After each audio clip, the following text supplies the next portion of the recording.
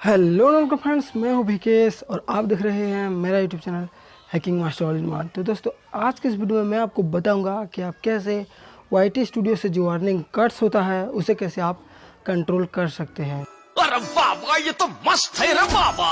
जी हाँ दोस्तों, अगर आप भी एक नए यूट्यूबर हैं और आपका भी मोनेटाइजेशन ऑन हो चुका है और आपका भी वाईटी स्टूडियो से अर्निंग कट हो रही है, तो इस वीडियो को शुरू से लेकर आखिर तक देखते रहिए, क्योंकि मैं इस वीडियो में बताऊंगा कि आप उसे कैसे कंट्रोल कर सकते हैं। तो जानने के लिए देखते रहिए वीडियो को शुरू से लेकर आखिर तक। तो चलिए शुरू करते हैं। तो सबसे पहले तो बता देता हूं कि मेरा भी जो है अर्निंग कट होता था और एडसेंस पर जो है अपडेट नहीं हो रहा था। मेरा जो है दिन ब दिन अर्निंग जो है वाईटी स्टूडियो से कट हो रहा था, लेकिन एडसेंस पर जो है अपडेट नहीं हो रहा था। सबसे पहले तो जान लेते हैं कि आखिर कट होता क्यों है, हमारी अर्निंग जो है क्यों कट होता है।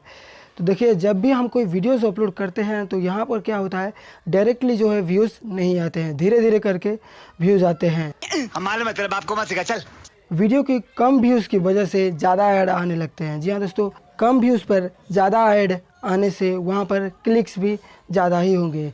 क्लिक्स ज़्यादा होंगे तो यहाँ का CTR यानी क्लिक थ्रू रेट भी ज़्यादा होगा, यानी कि हायर होगा।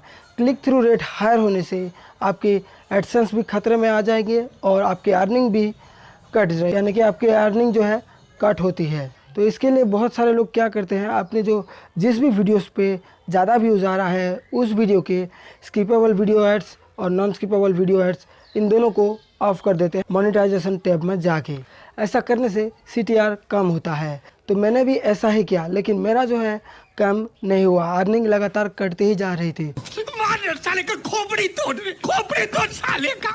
तब मैंने क्या किया, यूट्यूब को मैंने एक मेल भेजा, वहाँ पर मैंने बताया कि मेरा अर्निंग कट हो रहा है दिन ब दिन और एडसेंस पर भी अपडेट नहीं हो रहा है। जैसे ही मैंने वो मेल सेंड किया, उनके तरफ से मुझे एक रिप्लाई आ गया, आप देख सकते हैं यहाँ पर।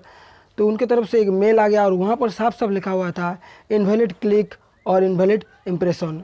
तो दोस्तों, मैंने तो इनवैलिड क्लिक को तो एडजस्ट कर लिया था, यानी कि कंट्रोल कर लिया था, लेकिन यहाँ पर जो है इनवैलिड इम्प्रेशन आ रहा था। तो दोस्तों, मेरा जो है इनवैलिड इम्प्रेशन आ रहा था, यानी कि CTR से वो अलग होता है। तूने क्या मेरे को ये ना समझाई क्या? हाँ।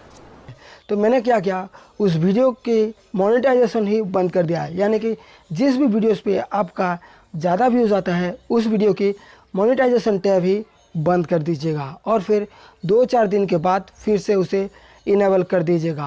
मस्त जोक मारा रे, ये हंस रे हलकट हंस। हो सकता है इस बार मोनेटाइजेशन ऑन करने पर आपका $1 हो जाए, लेकिन आपको घबराना नहीं है।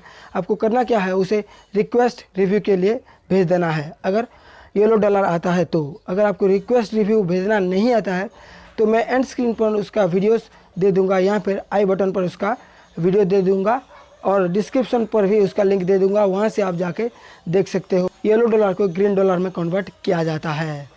तो इस तरीके से इसे कंट्रोल किया जा सकता है। आई होप दोस्तों वीडियो अच्छी लगी होगी। अच्छी लगी तो लाइक करना ना भूले और साथ में हमारे चैनल को भी सब्सक्राइब करना ना भूले। तो बाय बाय दोस्तों, मिलता हूँ मेरे नेक्स्ट वीडियो पर। तब तक के लिए टेक केयर, गुड बाय।